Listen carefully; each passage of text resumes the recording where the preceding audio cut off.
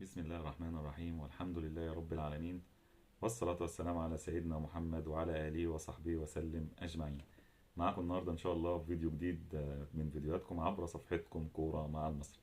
الفيديو متأخر شوية بس إن شاء الله يعني نجمع كده بين الفيديو لمباراة الزمالك غدا بإذن الله أو اليوم، يعني نعتبر بقينا اليوم خلاص مباراة الزمالك والنادي المصري إن شاء الله. وهنتكلم كده سريعا عن مباراة النادي المصري كبداية دوري كده وافتتاحية الموسم. كنا اتكلمنا قبل مباراة المصري يعني في الدوري، اتكلمنا عن البداية كانت مع طلائع الجيش، وطبعا في الأسبوع الأول طلائع الجيش وفي الأسبوع الثاني الجون. قدر المصري في المباراة الأولى يفوز بنتيجة 2-0 على طلائع الجيش، وفي المباراة الثانية التعادل السلبي 0-0. والنهارده ان شاء الله يعني مباراة الاسبوع الثالث مع نادي الزمالك بعد التوقف الدولي. ان شاء الله تكون رجوع موفق طبعا للنادي المصري وبداية ان شاء الله وفوز ويفرح جمهوره باذن الله. لو هنتكلم النهارده ان شاء الله سريعا كده حتى لا نطول عليكم يعني في الكلام، هنتكلم برضه نقول لكم كده هنتكلم في كام نقطة كده ان شاء الله يعني عشان تبقوا متابعين معانا. طبعا زي ما قلنا لحضراتكم الحديث عن اول مباراتين بالدوري وتحليلهم، وافتتاح الدوري مع طلائع الجيش. طبعا زي ما قلنا المصري فاز بنتيجة 2-0. مباراة الأسبوع الثاني مع فريق الجونة والمصري اتعادل 0-0. هنتكلم طبعا في النقطة الثانية إن شاء الله تقييم لاعبي المصري في أول مباراتين، ومن اللاعب الحاصل على أعلى تقييم ودرجات. ده بقى حاجة جديدة إن شاء الله نتكلم معاكم فيها بإذن الله. يعني طبعا عارفين كلنا إن بعد أي مباراة من مباراة الدوري بيكون في رجل للمباراة من الفريقين، يعني ايا كان بقى ايه من الفريق الكسبان او الفريق اللي خسران، ممكن تلاقي منه رجل مباراة برضو ادى اداء كويس واعلى تقييم. لكن احنا ان شاء الله عبر صفحتكم كرة مع المصري هيكون لنا تقييم اخر ان شاء الله، يعني بالمستوى اللي شفناه للعيبة واللاعب الراجل واللاعب اللي بذل اكثر مجهود واللاعب اللي يعني كان كويس في المباراة. ان شاء الله يعني دي النقطة اللي هنتكلم فيها برضو. وهنتكلم في النقطة الثالثة ان شاء الله الاستعداد لمباراة الزمالك بعد التوقف الدولي. وطبعا هنتكلم بقى طبعا ورؤيتنا الفنية لأداء المصري في أول مباراتين من الدوري إن شاء الله برضو. نتكلم بقى كده نبدأ إن شاء الله كمباراة المباراة الأولى اللي المصري لعبها مع طلائع الجيش وقدر إن هو يفوز فيها 2-0. طبعا أحرز الأهداف صلاح محسن ومحمود حمادة.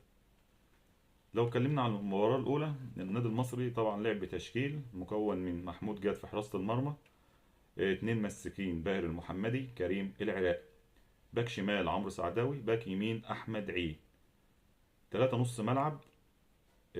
طبعا بيتأخرهم كده لاعب ستة محمد مخلوف وأيضا رقم ستة، يعني هو ستة ورقم ستة في الملعب كمان، ومحمود حمادة نص ملعب 14 وخالد الغندور 12. في اليمين طبعا بيلعب هاف يمين أحمد القرموطي، هاف شمال فخر الدين بن يوسف، ورأس حربة صلاح محسن. ده طبعا التشكيل اللي الكابتن علي ماهر بدأ بيه كبداية دوري والمباراة الأولى من مباراة طلائع الجيش. طبعا زي ما كلنا عارفين وجمهور مصر عارف إن أنت كان عندك غيابات، فده طبعا التشكيل الأنسب للمباراة. والحمد لله ربنا وفقك وقدرت إن أنت تفوز بنتيجة 2-0. كان ربنا يعني موفقك في المباراة دي. وطبعا زي ما عارفين إن كان طلائع الجيش اتطرد منهم لعيب بعد نص ساعة. وده برضو ما يعني المصري كان كويس في المباراة ومستحوذ على مجريات المباراة كلها.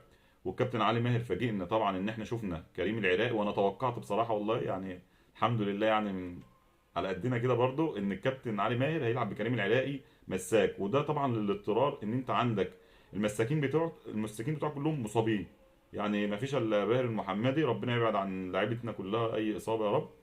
باهر المحمدي اللي يعتبر المساك الوحيد في مركزه اللي موجود. عندك محمد هاشم مصاب، عندك خالد صبحي مصاب طبعا مع المنتخب، كانت اخر مباراه ليه مع المنتخب مصر طبعا مصاب. فانت ما فيش قدامك حل، وطبعا محمد دبش ايضا مصاب. ما فيش عندك حل غير انك هتلعب بلاعب مساك، هتلعب لعيب مساك في مركز طبعا مش مركزه لان اللعيبه المساكين. وعندك احمد ايمن منصور طبعا مصاب برباط صليبي طبعا من الموسم الماضي. الحمد لله على سلامته، يعتبر رجع للملعب ونزل مع الفرقه تمرين. ان شاء الله يرجع باحسن صوره ونشوفه في احسن صوره باذن الله. فلعبت بكريم العراقي ودي كانت النقطه بصراحه اللي انا شايفها يعني. كريم العراقي برضه هنتكلم كده عليه يعني ايه، هنتكلم عليه سريعا. وكريم العراقي محتاج حلقات اللي احنا نتكلم فيها والله. طبعا الجمهور المصري من اللعيبه الرجاله جدا جدا، وجمهور مصر عارف النقطه دي. كريم العراقي مستوى ما شاء الله ثابت من الموسم الماضي، باك يمين على اعلى مستوى. لعيب بيدافع كويس جدا، لعيب بيهاجم ما شاء الله كويس جدا، وينقصه حاجات بسيطه كده في حته الهجوم. اتمنى ان انا اشوفها ان شاء الله، وكريم العراقي يطور نفسه فيها، حته ان انت لما توصل في منطقه الهجوم للفريق الخصم شوط. انا الحته دي نفسي اشوفها في كريم العراقي، يعني الحته دي لو بقت عند كريم العراقي في حته ان انت تقدر ان انت تشوط، ورجله ما شاء الله كويسه يعني. كريم العراقي ناشئ من النادي المصري طبعا، ومن لعيبه النجوم في النادي المصري، فاتمنى ان هو يزود اكتر، لكن في الفتره السابقه ومن الموسم الماضي من احسن لعيبه النادي المصري اللي ظهر باحسن مستوى. فحته النهارده ان انت الكابتن علي ماهر احتاجه في مركز المساك، قدر يظهر بشكل كويس جدا، وظهر خلال المباراتين، مباراه طلائع الجيش ومباراه الجونه ايضا، ظهر بمستوى جيد جدا جدا يعني. فده طبعا يعني ايه بالنسبه لكريم العراقي. وبرضو الاداء اللي فاجئني برضو بالنسبه لي اللاعب محمد مخلوف، مستوى كويس جدا، لاعب ستة يعني، كنا مفتقدينه من الموسم الماضي. كان حته اللاعب الستة ده عندك، يعني اللي قدر اللي هو يلعب ستة ديت ممكن اماضو، وبيبقى اكتر ايه، بيلعب ستة ممكن يلعب تمانية كمان. لكن اماضو عنده حته لسه تسرع، محتاج برضو وقت ومن اللعيبه اللي انا بشوفها نجوم يعني. ده اماضو بقى من اللعيبه اللي مع الوقت ويكتسب خبرات اكتر.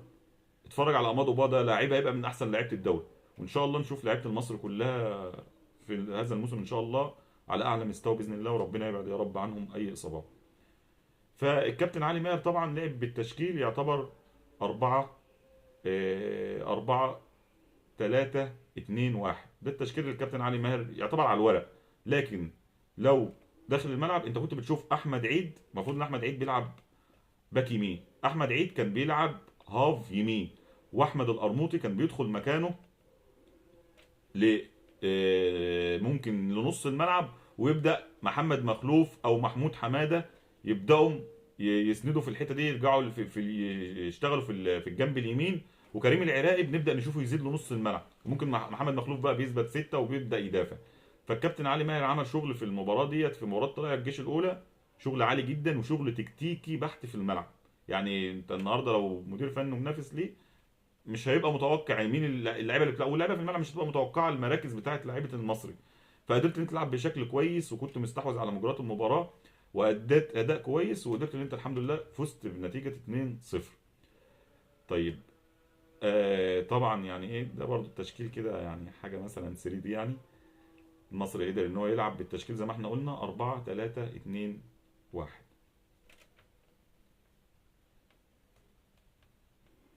طبعا لو هنتكلم بقى كتقييم مثلا للاعيبه النادي المصري بالنسبه لمباراه المباراه الاولى، مباراة طبعا طلائع الجيش، بالنسبة لمحمود جاد كان كويس طبعا، ما دخلش فيها أهداف يعني، قدر يحافظ على شباكه. ممكن نقول مثلا محمود جاد 7/10. كريم العراقي طبعا بيلعب في مركز المساك ومركز غير مركزه خالص، طبعا كريم العراقي باك يمين، وكان مأدي في المركز بأعلى مستوى، ممكن نقول بالنسبة لي 9/10. عمرو سعداوي ممكن في المباراة دي برضو يعني ايه 6/10، لان انا منتظر من عمرو سعداوي احسن من كده، ان شاء الله نشوفه في المباراة القادمة افضل كمان. باهر المحمدي برضو كان كويس، نقول 7/10.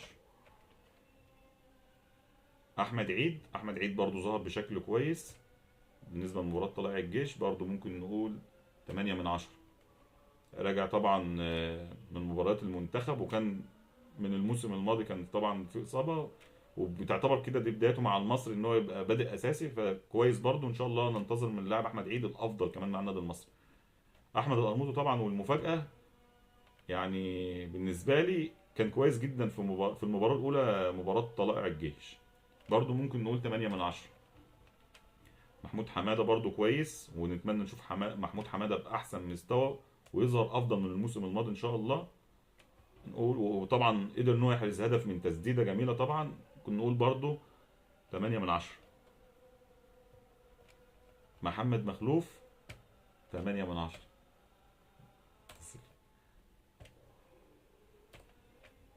فخر الدين بن يوسف برضو كويس، مش معقول كله تمانيات يعني، ممكن نقول فخر الدين 7/10. خالد الغندور برضو كويس جدا برضو، يعني من اللعيبه الخبره في الملعب. وطبعا يعني ربنا يرجعه بالسلامه، يعتبر في المباراه الاخيره مباراه الجونه الاصابه ان شاء الله تكون بسيطه ويرجع احسن باذن الله. لعيب كويس ويعتبر مدي شكل نص ملعب النادي المصري، وننتظر منه الافضل ان شاء الله ويرجع في احسن صوره باذن الله. برضو ممكن نقول 7/10. صلاح محسن طبعا احرز هدف، وطبعا من مباريات افريقيا اللي انت كنت بتلعبها مباراه يعتبر دور ال 32، يعتبر هو سبب في الصعود احرز هدفين في المباراه الثانيه وفي المباراه الاولى، يعتبر 4 اهداف. فواحد من نجوم الفريق، نتمنى الاستمراريه ان شاء الله لصلاح محسن والافضل دايما باذن الله، وربنا يبعد عنه الاصابات هو وجميع اللاعبين طبعا يا رب. نقول برضو 8/10. انا ما حبيت يعني، انا بالنسبه لي طبعا وبالنسبه لكم طبعا زي ما انتم شفتوا يعني كده التقييمات، كريم العراقي 9/10 يعتبر اعلى تقييم. فرجل المباراه هو كريم العراقي، ده بالنسبه لمباراه طلائع الجيش. نقول كريم العراقي. يعني اكتبوا معاكم، ما احناش محضرين والله حته مين، بس انا كنت عامل حساب ان كريم العراقي يعني من افضل لعيبه في المباراه الاولى.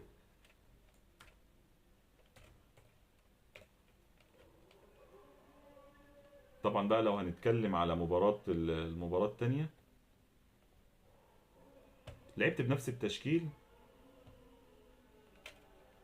مفيش الا تغييره واحده طبعا في مباراه الجونه، وهتكلم فيها بقى شويه كده. مباراه الجونه انت لعبت برضو بنفس التشكيل، التغييره الوحيده انت لعبت بميدو جابر مكان احمد القرموطي ده في الهاف اليمين، ونفس التشكيله بقى طبعا محمود جاد، كريم العراقي 2 مساكين، باهر المحمدي، باك يمين احمد عيد، باك شمال عمرو سعداوي، 3 نص ملعب محمد مخلوف، محمود حماده، خالد الغندور، هاف شمال فخر الدين بن يوسف، يمين ميدو جابر، ورأس حربة وحيد صلاح محسن. يعني التغييره اللي انت عملتها عن المباراه الاولى اللي بدأت بها طلائع الجيش، بدأت بميدو جابر مكان احمد القرموطي في المباراه الثانيه من المباراه الثانيه، يعني من تاني مباراه ليك اللي انت الاسبوع الثاني لعبت في التغييره واحده بس، اللي هو يعتبر ميدو جابر مكان احمد القرموطي.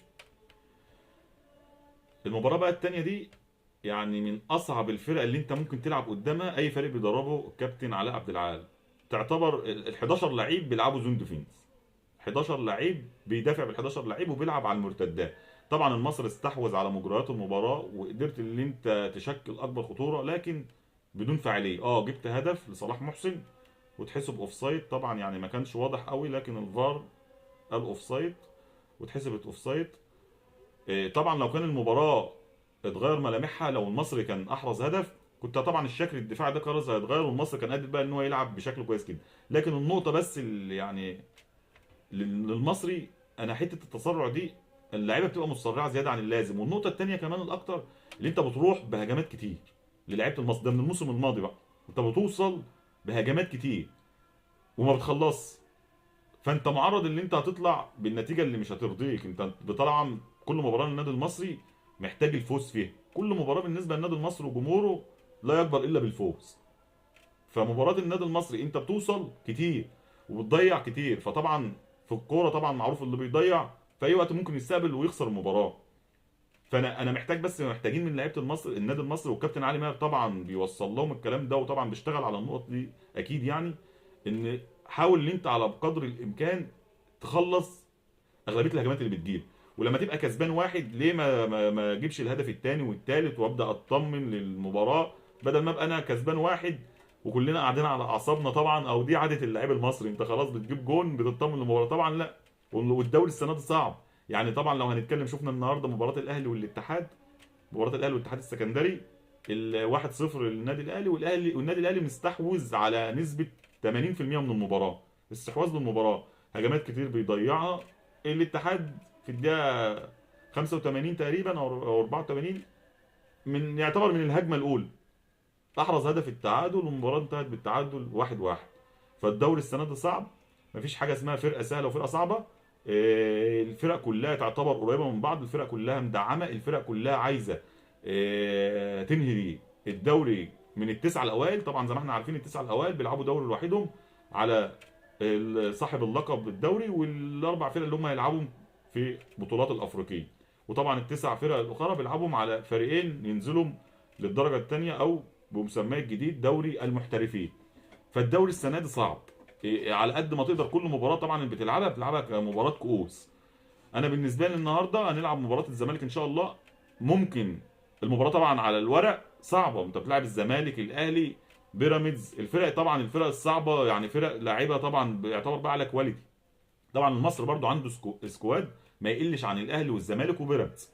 النادي المصري السنه دي في التدعيمات، انت النهارده انا ما شفتش للنادي المصري سكواد كامل من سنين. الموسم اللي فات قدرت ان انت نجحت فيه ونهيت ولعبت في افريقيا، نهيت رابع، مركز رابع. لكن كان الله في عون الكابتن علي ماهر، ما كانش عنده سكواد بيقدر يغير، يعني اللعيب اللي كان بالصاب خلاص انت مش قادر، عندك ما عندكش بديل ليه. لكن قدرت بالتدعيمات الموسم ده ان انت تقدر تدعم ولعبت، وبقى بقى عندك فريقين بره، يعني بقى ما عندك النهارده كان نجمك، نجم الفريق في الموسم الماضي ميدو جابر، قدرت ان ما كانش في حد بديل يعتبر بديل ليه. النهارده بقى ما عندك احمد القرموطي على نفس مستوى ميدو جابر، واللي يديره في مصلحه الفريق وفي مصلحه اللعيبه، ان انت بتلاقي عندك لعيب بينافس لعيب، ده حاجه كويسه. اللعيبه يعني كلها على اعلى مستوى، النهارده عندك اللعيب الاحتياطي زي الاساسي، فانت بيبقى عندك ثقه. ده بالنسبه للمدير الفني، وكمدير فني انا عندي ثقه في اللعيب الاحتياطي، حتى لو انا هقعده احتياطي انا ممكن انا سايبه اللي انا ده ورقه مكسب ليا. فالنهارده انا برده رساله بوصلها لعيبه النادي المصري، اللاعب اللي قاعد احتياطي النهارده انت للمدير الفني ممكن هو حاطط ورقه الثقه فيك انت، ان انت هتنزل تكسبه، المباراه مقفوله، المباراه فيها تغيرات، فهو بيقدر يدفع بيه. فالنهارده اللاعب الاساسي زي الاحتياطي بالنسبه للمدير الفني والكابتن علي ماهر طبعا، يعني اللعيبه كلها بالنسبه له واحد، يعني هنقول اولاده مش عايزين نكبره يعني. فالكابتن علي ماهر بيتعامل مع اللعيبه كلها بحب، وباللعيب اللي هيكون راجل في الملعب ويديني هو اللعيب اللي هبدا بيه، واللعيب برده الاحتياطي زي ما احنا قلنا مكسب، ان انا سايبه برده ان انا في اي وقت ان انا اقدر ادفع بيه. فنتمنى ان شاء الله اللعيبه كلها تكون على قد الثقه ان شاء الله، واللعيبه ان شاء الله يكون موسم، نتمنى ان شاء الله يكون موسم موفق علينا باذن الله. هنلعب النهارده ان شاء الله مباراه الزمالك، هنتكلم برده عليها كده سريعا يعني، قلنا مش عايزين نطول في الفيديو ان شاء الله، ونتمنى يعني نكون ضيوف خفاف على حضراتكم باذن الله.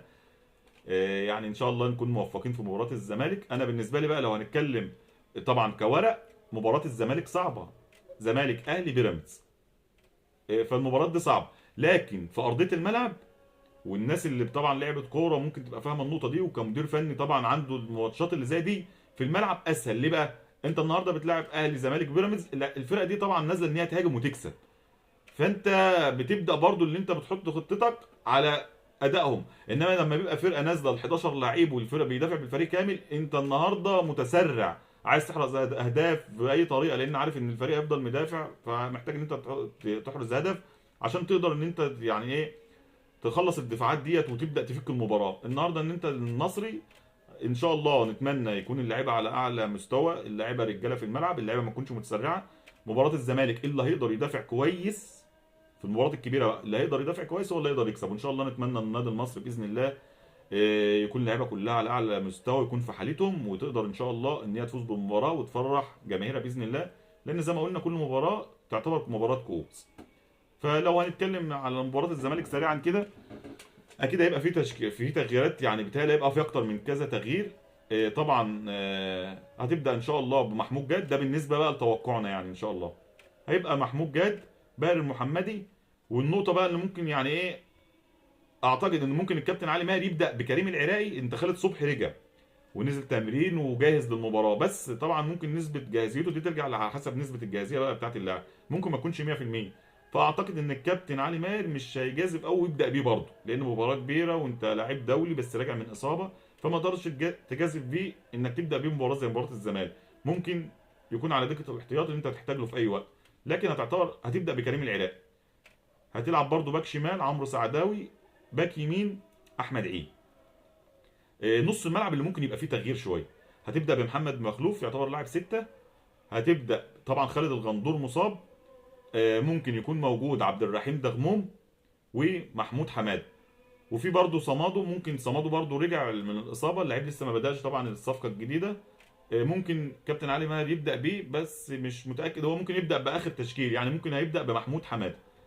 هتلعب طبعا هاف يمين، اعتقد هيبدا بميدو جابر، وهاف شمال فخر الدين بن يوسف، واعتقد انه مش هيبدا بفخر الدين بن يوسف لان الماتش ده هيبقى فيه سرعات كتير وهتحتاج ان انت تدافع، ممكن يبدا في الحته الشمال دي. واتمنى بقى الكابتن علي ماهر ونشوفه في الملعب سمير فكري، لان ده اصلا مركزه. انت النهارده بتلعب فخر الدين بن يوسف هاف شمال، يعتبر هو فخر الدين راس حربة، لكن بيأدي في مركز الهاف شمال. بس انا ممكن احتاجه في الاوقات اللي يكون ايه، خلاص انا بلعب ممكن اللعيبه الهاف شمال اللي عندي مصابه او في تكتيك في الملعب، انما مش هيبقى طول الوقت فخر الدين في الهاف شمال هيأدي بشكل كويس.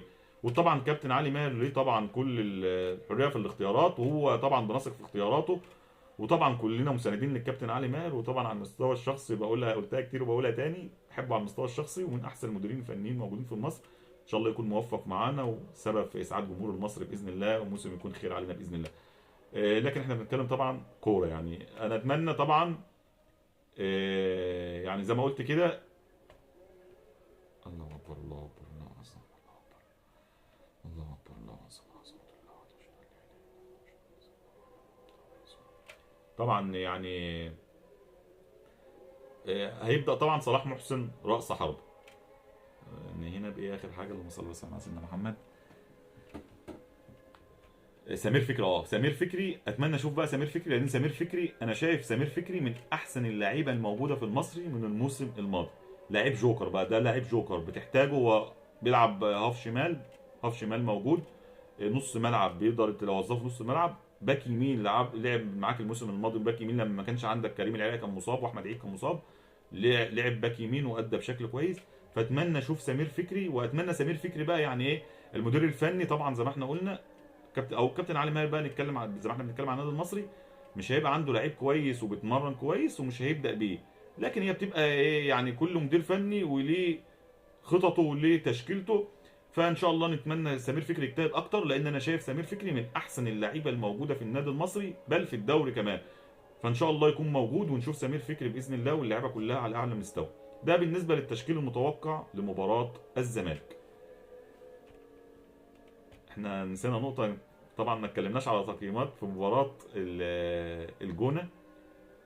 مباراه الجونه طبعا كانت مباراه صعبه، وكابتن علاء عبد العال طبعا مدير فني للجونه، طبعا دي معروف يعني بيدافع بشكل كويس، لو سواء مع الداخليه مع الجونه بيدافع بشكل كويس، دافع. والمصري ما كانش ليه يعني ما كانش فيه حظ مع المصري برضه، ضيع هجمات كتير. ويعني الحمد لله يا برضه يعني خير، انت اتعادلت برضه لسه في بدايه الدوري، لكن بنتمنى طبعا النادي المصري طبعا المباريات ديت مش عايزين نندم عليها بعد كده ان شاء الله. كل مباراه تعتبر مباراه كؤوس، وان شاء الله كل مباراه تقدر ان انت تفوز فيها، لكن التوفيق اعمل اللي عليك في الملعب، والتوفيق ده بتاع ربنا يعني مش بتاع اللعيبه ولا بتاع حد، فالتوفيق بتاع ربنا. لكن اعمل اللي عليك واجتهد، وجمهور النادي المصري بيقدر طول ما انت بتعمل اللي عليك في الملعب وبيشوف اللعيبه بتعمل اللي عليها في الملعب. خلاص النتيجه دي بقى بتاعت ربنا بقى، يعني لو في توفيق معاك مفيش توفيق دي حاجه بقى ايه خير برضو ما تعرفش، يعني ان شاء الله تكون موفق في القادم باذن الله. فالمباراه طبعا انت عدلت فيها 0-0. محمود جاد برضو لو هندي تقييمات بقى بالنسبه لمباراه الجونه، هنقول محمود جاد برضو يعني ما دخلش فيها اهداف، ممكن نقول 7/10. كريم العراقي برضو ممكن نقول 7/10.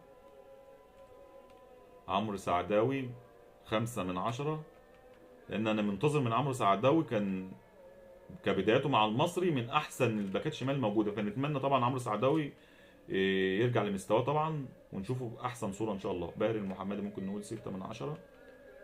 احمد عيد برضو ممكن نقول 7/10.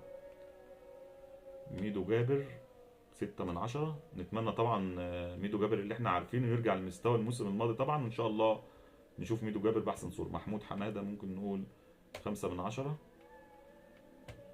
محمد مخلوف 8/10، لان مستوى ما شاء الله محمد مخلوف ثابت. فخر الدين بن يوسف نقول 7/10.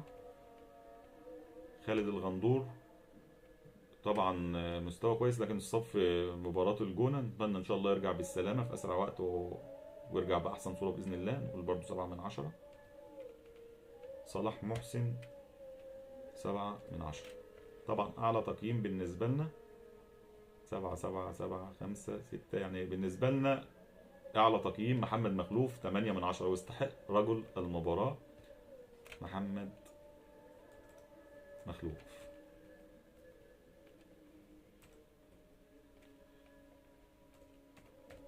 ده بالنسبة لنا رجل مباراة الجون. يبقى انت عندك المباراة الأولى رجل المباراة كريم العراقي مباراة طلائع الجيش، والمباراة الثانية هو اللاعب محمد مخلوف رجل مباراة الجون. فكده اعتبر يعني اتكلمنا في النقط اللي احنا عرضناها في بداية الفيديو يعني. فان شاء الله يعني مباراة الزمالك هي الحدث بقى الاهم. احنا اتكلمنا طبعا في المباراتين الاولى بالنسبة للدوري لانه ما كناش اتكلمنا فيهم، واتكلمنا طبعا يعني ايه مباراة الزمالك كده بشكل سريع ان شاء الله، ونكون معاكم بعد مباراة الزمالك ونحلل المباراة باذن الله يعني. فان شاء الله يعني يكون موسم خير علينا، ونتمنى ان شاء الله الظهور بشكل كويس من مباراة الزمالك. مباراة صعبة، ما هيش مباراة سهلة. ان شاء الله اللعيبه تكون موفقه، وكابتن علي ماهر ينزل بالتشكيل الافضل باذن الله، ونكون موفقين. يكون موسم خير علينا باذن الله، وموسم بطولات وفرحه لجمهور المصري.